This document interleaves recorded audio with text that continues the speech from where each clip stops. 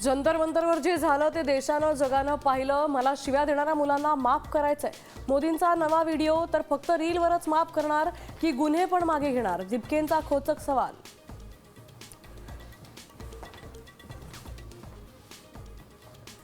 केंद्रीय मंत्री अमित शहा आज पुणे दौऱ्यावर लोकमान्य टिळक पुरस्कार वितरणासाठी उपस्थित राहणार। विरोधकांच्या आरोपांवर आज काय भाष्य करणार याकडे लक्ष।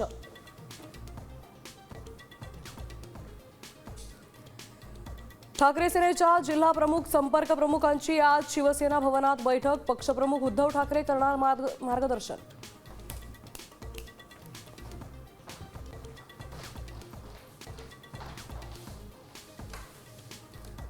पुण्यात धरण क्षेत्रात जोरदार पाऊस। खडकवासलातून मुठा नदीत विसर्ग सुरूच।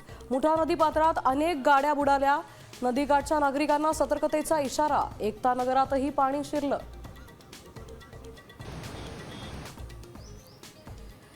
पीक विम्याकडे शेतकऱ्यांची पाठ। गतवर्षीच्या तुलनेत नोंदणी निम्म्यावर। 10 दिवसांची मुदतवाढ।